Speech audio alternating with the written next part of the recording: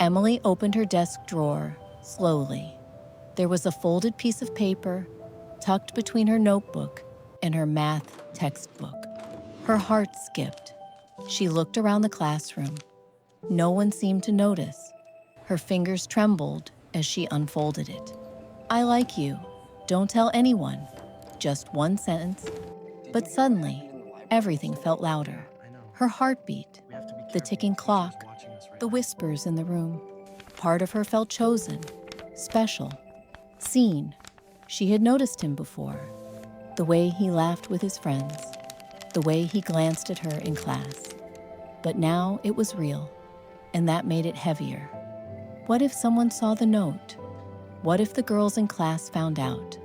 Would they tease her? Would they judge her? Would they be jealous?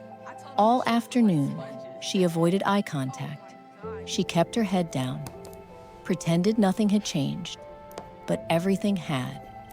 When she got home, she locked her bedroom door, took the note out of her backpack, read it again and again. Her stomach felt tight. Her chest felt warm. She tried to start her homework, but the words blurred. Her phone felt heavier in her hand. She told herself it was just excitement. But her body didn't know the difference between excitement and stress. And that was where the real story began. The next morning, Emily walked into school feeling different. Not different on the outside, different on the inside. She kept wondering, did anyone know? As she slid into her seat, she noticed two girls whispering across the aisle. Were they talking about her? Or was she imagining it?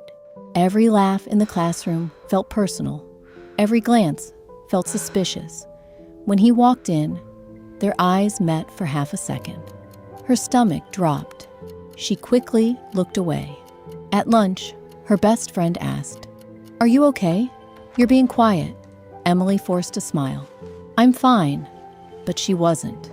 Her phone buzzed under the table. A message from him. "Did you read it?" Her heart started racing again. She typed back, erased it, typed again, deleted it. What if she replied too fast? What if she replied too slow? For the rest of the day, her focus was fractured. She read the same paragraph in history class 3 times. None of it stayed in her mind. Her body was sitting in the classroom, but her thoughts were somewhere else. When the final bell rang, she felt exhausted. Not physically tired, emotionally drained. That night, she skipped dinner. She told her mom she wasn't hungry, but the truth was, her appetite had disappeared. Her brain was replaying the day over and over, the whispers, the eye contact, the message. She kept asking herself, was this exciting? Or was it dangerous? She couldn't tell anymore. And what she didn't realize was, her body had already entered survival mode. When Emily's body entered survival mode, it didn't ask for permission. It simply reacted. The human brain does not distinguish very well between physical danger and emotional stress. A loud noise, a car swerving too close, or the fear of social embarrassment. To the nervous system, they can feel the same. The brain sends a signal. Cortisol rises, heart rate increases, blood is redirected toward muscles.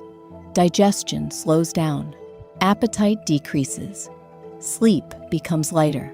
This response is designed to protect us.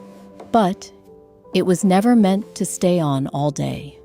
For Emily, the constant anticipation, the waiting for a message, the fear of being judged, the pressure of being noticed, kept her stress response activated.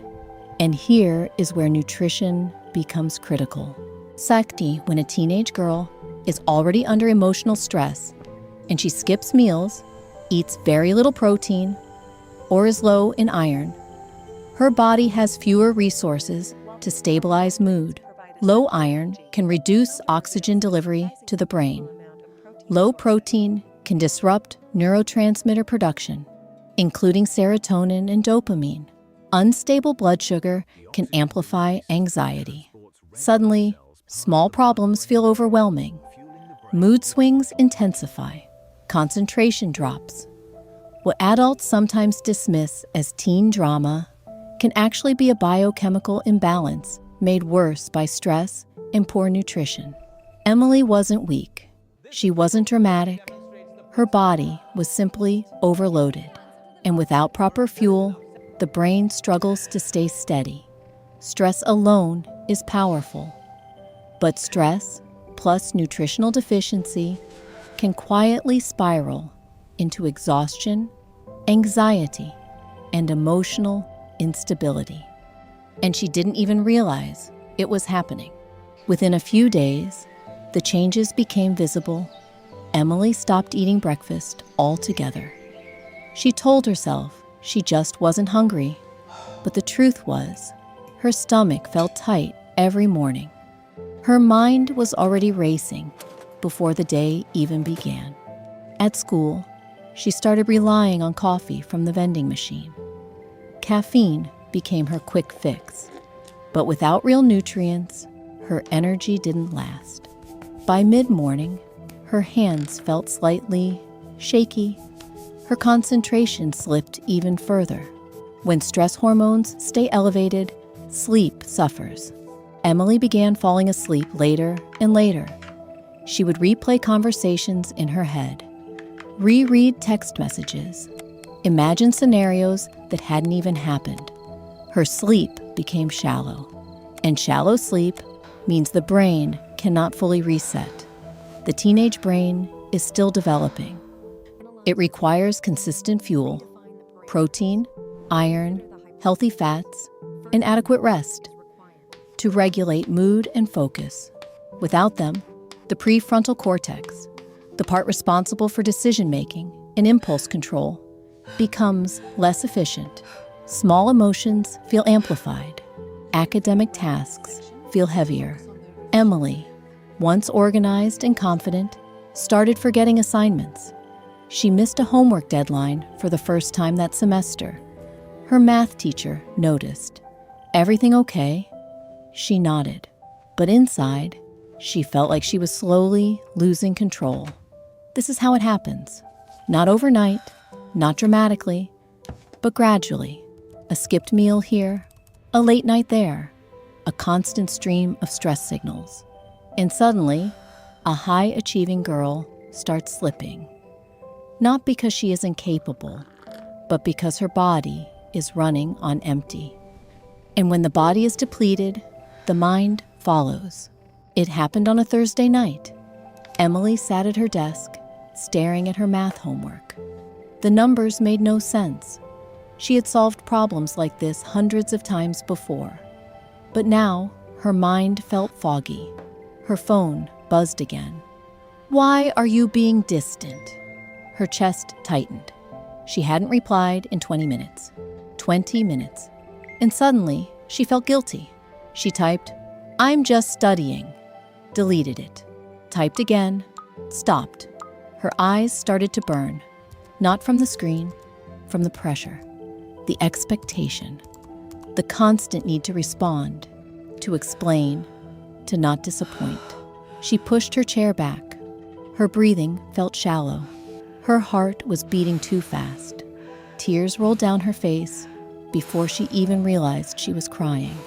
Not loud, not dramatic, just quiet exhaustion. She felt foolish for caring so much. Embarrassed for overthinking. Afraid that if she ignored him, she would lose something. Afraid that if she answered, she would lose herself. And beneath all of it was something deeper. She was tired, not just physically tired. Tired of holding everything inside. Tired of pretending she was fine. Tired of feeling like her mood depended on someone else's message. She whispered to herself, "I can't keep doing this." For the first time, she admitted it. This wasn't just a crush. This was overwhelming. And her body had been warning her for weeks. The skipped meals, the restless nights, the racing thoughts. Now it had reached a breaking point, not because she was weak, but because no teenage brain, especially one under stress and underfueled, can stay balanced forever. Something had to change. Emily didn't plan to talk to her mom. It just happened. Her bedroom door was still closed when her mom knocked gently. "Hey, are you okay? You've been quiet lately." Emily almost said, "I'm fine," the automatic response, the easy response. But something inside her was too tired to pretend. Her voice cracked. "I don't know." That was all it took. Her mom sat down beside her. No interrogation, no lectures, just listening. The words came slowly at first. About the note, the messages, the pressure, the fear of being judged, the fear of losing control. She expected her mom to say, "You're too young for this," or "Just ignore him." Instead, her mom said something different. "It's normal to feel excited when someone notices you." Pause. "But it's not normal to feel anxious all the time." Emily felt seen, not shamed. Her mom explained something gently. Stress changes the body. It changes sleep. It changes appetite. It changes mood. And when you stop eating properly, your brain has fewer tools to cope. They talked about boundaries, about not needing to respond immediately, about turning the phone off at night, about choosing her well-being over someone else's expectations. Then, her mom asked a question Emily hadn't considered. "When was the last time you had a real breakfast?" They both laughed softly. But it wasn't a joke. It was the beginning of awareness. That night, nothing magically disappeared. The messages were still there. School was still waiting. But something shifted. Emily was no longer carrying it alone. And when a teenage girl stops fighting silently, healing can finally begin. The next morning didn't look dramatic. There were no big speeches, no sudden transformation, just small decisions. Emily's mom made breakfast, not anything complicated: scrambled eggs, whole grain toast, a handful of berries, and a glass of water. Emily didn't feel hungry at first, but she ate slowly, because now she understood something new. Food wasn't just fuel for her body. It was stability for her mind. That week, they made a few simple changes. Phone off by 10 p.m., no scrolling in bed, protein at every meal, spinach added to sandwiches, red meat twice that week for iron, almonds in her backpack instead of another coffee. It didn't fix everything overnight. The messages were still there. School still felt busy, but her body began responding. After a few days of consistent sleep, her mornings felt less heavy. Her hands stopped shaking. Her thoughts felt slightly clearer. Stable blood sugar meant fewer emotional crashes. Iron-rich meals meant better oxygen delivery to her brain. Protein-supported neurotransmitters that regulate mood. Slowly, her nervous system calmed down. She didn't feel as reactive. She didn't feel as desperate to respond immediately. For the first time in weeks, she finished her math homework without rereading the same line 5 times. It wasn't magic. It was biology. When the body is nourished, the brain becomes more resilient. And resilience changes how we handle attention, pressure, and emotion. Emily wasn't becoming someone new. She was returning to herself. One meal, one night of real sleep, one boundary at a time. The changes weren't loud. They were steady. A week later, Emily noticed something different. She wasn't checking her phone every 5 minutes anymore. She still received messages, but she didn't feel controlled by them. One afternoon, he approached her after class. "Are you mad at me?" She paused. A month ago, she would have panicked. Now, she took a breath. "I'm not mad," she said gently. "I just need to focus on school right now." He looked confused. She continued calmly. "I appreciate how you feel. That means a lot. But our priority should be our classes. We can be friends. We can support each other. But I don't want to feel pressured." It wasn't dramatic. It wasn't confrontational. It was clear. And clarity is powerful. That evening, she finished her homework before dinner. For the first time in weeks, her mind felt organized. At school, her math teacher returned their quizzes. Emily had scored an OI again. Not perfect, but progress. Her teacher smiled. "Good recovery." Her best friend noticed too. "You seem calmer lately." Emily smiled. She was calmer, not because the world had changed, but because she had. Her sleep was consistent. Her meals were regular. Her blood sugar stable. Her thoughts clearer. She learned something most teenagers aren't taught directly. Attention feels exciting, but stability feels stronger. Confidence doesn't come from being liked. It comes from being balanced. Emily didn't reject kindness. She simply chose alignment. Alignment with her goals. Alignment with her health. Alignment with who she wanted to become. And that quiet strength was far more attractive than any note folded inside a desk. If you are a teenage girl watching this, let this be clear. There is nothing wrong with feeling excited when someone notices you. There is nothing wrong with having a crush. But there is something important you must understand. Your worth is not measured by attention, and your nervous system was not designed to live in constant emotional pressure. If your sleep is changing, if your appetite is disappearing, if your grades are slipping, your body is not being dramatic. It is asking for support. Start with the basics. Eat breakfast. Include protein. Don't skip iron-rich foods. Turn your phone off at night. Give your brain the fuel it needs to think clearly. And most importantly, talk to someone. A mother, a trusted friend, a teacher. You are not supposed to carry confusion alone. And if you are a parent watching this, please don't dismiss it as just teenage drama. The teenage brain is still developing. Stress affects it deeply. Nutrition affects it profoundly.